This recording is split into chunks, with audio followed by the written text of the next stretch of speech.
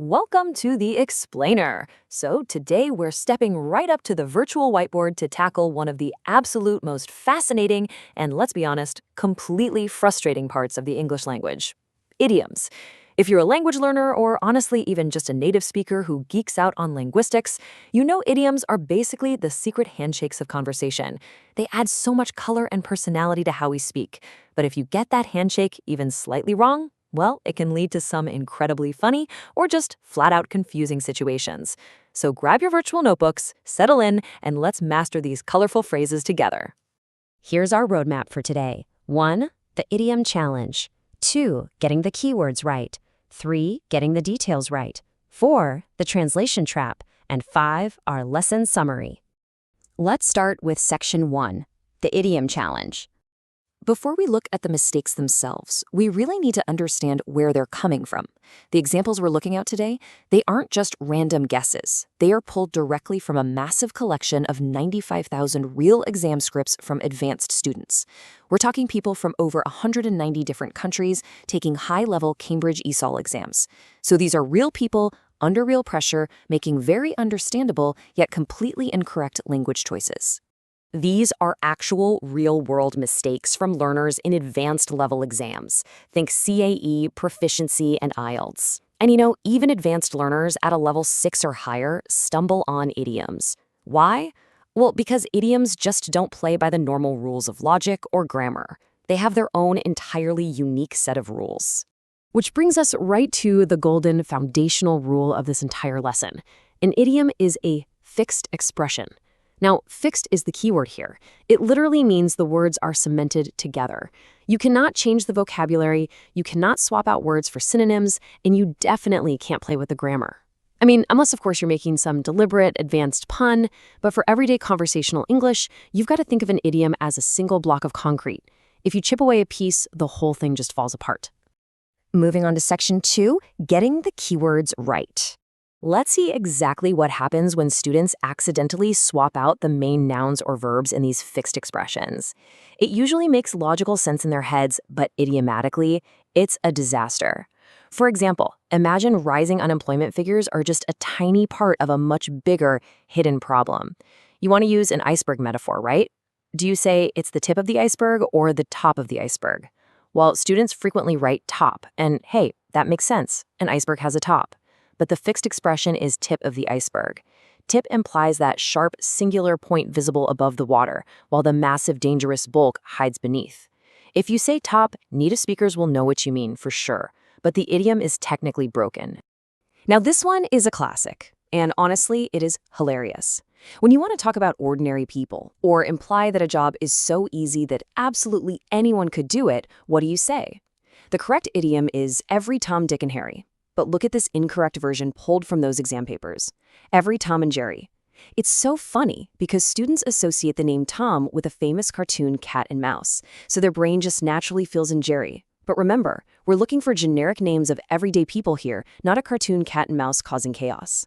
So, precision is everything. Here's another one about the human lifespan. If you want to say this state is responsible for a citizen's welfare from birth to death, the correct phrase is from the cradle to the grave.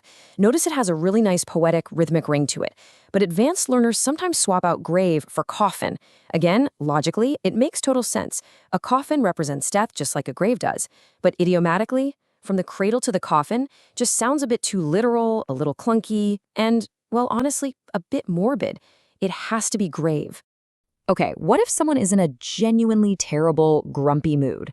We say they are acting like a bear with a sore head. I mean, imagine a massive grizzly bear with a pounding migraine. That is a terrifying and cranky creature.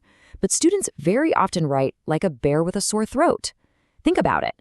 A bear with a sore throat just sounds sad. You want to give it some honey and tea, right? You don't want to run away from it. The idiom demands a sore head to really convey that intense bad mood. Moving on to verbs, let's look at how changing the action changes the whole shebang. When you talk about limiting someone's freedom or bringing them down a peg, you use the idiom to clip someone's wings. Notice the verb there is clip. Clipping is a very specific, temporary, and managed action done to pet birds so they don't fly away. But many learners use cut someone's wings. Cut is just way too aggressive, it's too permanent, and it completely loses the nuanced meaning of simply restricting someone's flight path. It absolutely must be clip. Next up, Section 3. Getting the details right. Using idioms accurately means getting even the tiniest little grammatical words exactly right. Let's look at articles. If you have enthusiasm for thrilling activities, you have a spirit of adventure. You must not add an article in there and say spirit of an adventure. But conversely, you can't drop them either. The latest fashion is up to the minute with all the hyphens. You can't just say up to minute. And prepositions? Oh, they are ruthless. If you're so shocked you don't know what to say, you are at a loss for words, not at a loss of words. Just one tiny preposition changes the whole validity of the idiom. Singular versus plural forms are just as strict. When a couple gets married, informally we say they are tying the knot. Singular, just one knot binding two people together. But a super common mistake from the exam corpus is students writing tying the knots, plural. Listen, if you're tying multiple knots, you aren't getting married. You're a sailor rigging a boat. The singular form is strictly fixed here. Even the order in which the words appear is completely non-negotiable. If you are incredibly angry and bored of a situation, you are sick and tired of it. Now, if you go up to a native speaker and say, "I am tired and sick of this," it suddenly stops sounding like an idiom.